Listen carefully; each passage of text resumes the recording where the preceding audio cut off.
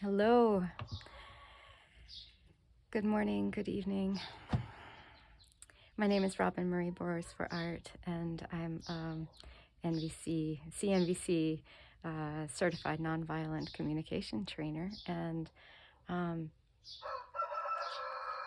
today I want to tell you more about another story about something else that is more the basis of my life, which is that I'm a peasant farmer.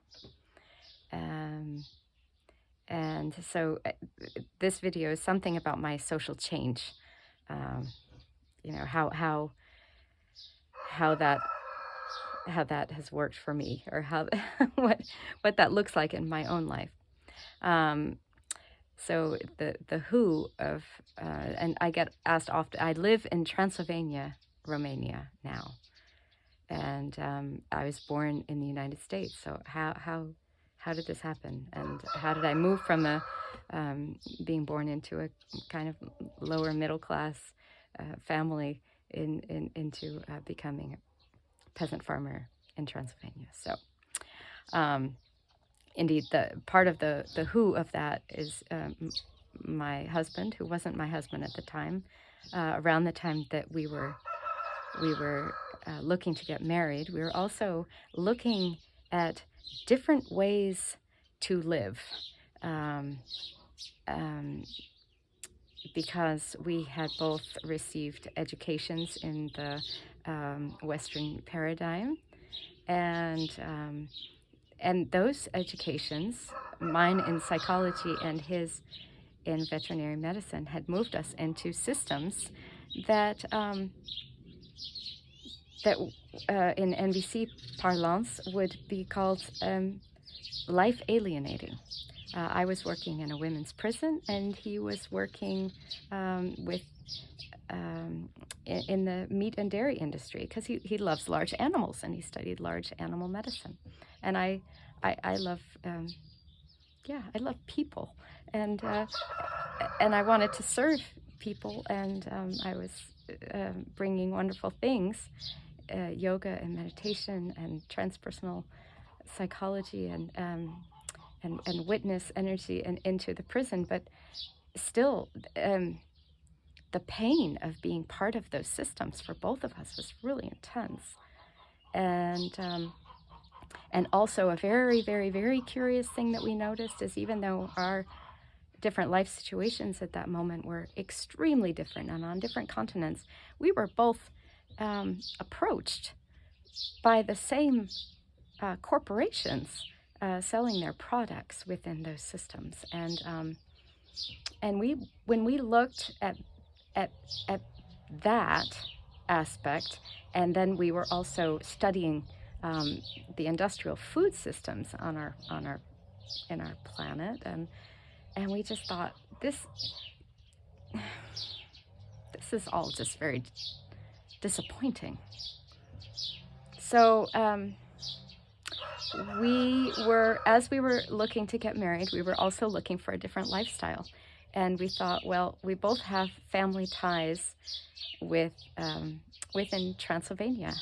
I have a line of history that is close by here to this region.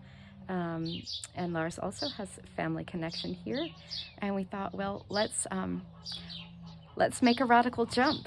So I'd like to show you a little bit. So that was the who, and that's the what. We jumped into peasant farming here in Transylvania, and I'd like to show you a little bit about the where. So here we are, and on our little homestead, and I'll take you for a tour. This is the porch, and we keep lots of tools and all the things that we need here. There's the barn and our trusted protector and doorbell friend, Tolbosch. And yeah, there's some chickens in the background there, and summer kitchen, horse cart. We also have a very helpful friend named Dutsu, who helps us with the work. And this is the traditional peasant farmhouse that we were able to buy in 2009. So we've been here ever since, on and off. Lars was still working as a vet for a while, for some years, to support our farming habit. So what were we doing here? We were, it started out as a project for food sovereignty. There's a squirrel. We don't see many of those here. So that's exciting.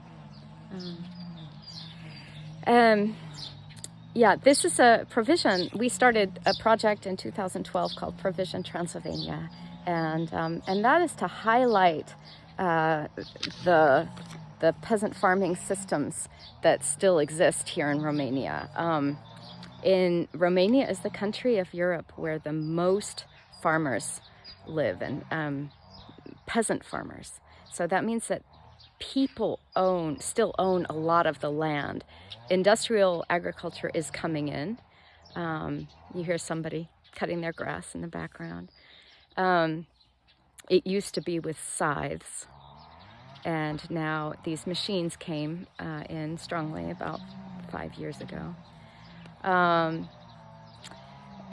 Yeah, and there are still systems here in Romania that support peasant farming, and that's amazing. If you know anything about industrial agriculture and how that's being threatened all over the world, the fact that there's still common land around this village is just incredible.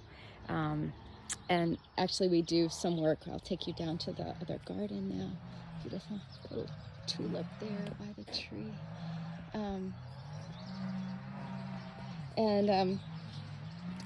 We work not only with Provision, but with another NGO called alpa.land, and that is about safeguarding the biodiversity in this region. And here's some of the gardens and the goat manure that we put out the other day.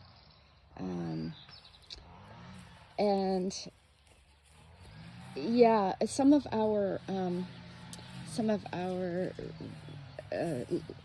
luminaries that we follow in this world. Here's the greenhouse. Are the likes of Vandana Shiva and Helena Norbert Hodge and Satish Kumar. And Vandana Shiva especially enlightened me in the beginning years of being here and doing this work, that peasant farmers all over the world are under threat, and they are really, according to her and many other researchers, small farmers are really the ones that are feeding the world, and we're fed this narrative that we need this large agriculture in order to feed everybody. But apparently, and I tend to believe it, that's not so true, and it's definitely not. Those systems are creating other problems like desertification and the soil, and that's how civilizations end. So yeah, these are some of the reasons why, and some and now you've seen the place, and yeah, this is part of my social change agenda, and this is, living this lifestyle is really the basis. This is the ground. And I want to say one other thing about that.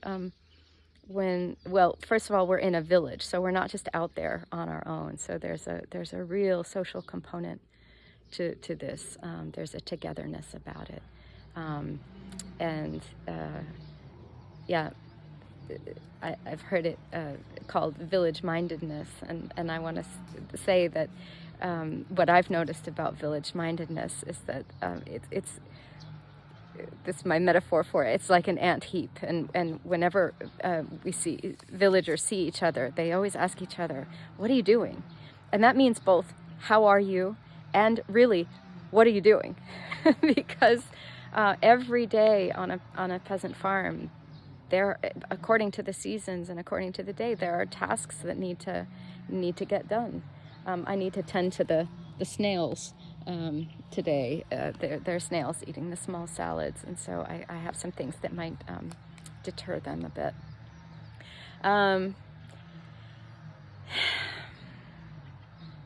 So this is, yeah, Satish Kumar would say, if you're not a gardener, become a gardener. If you're already a gardener, keep being a gardener.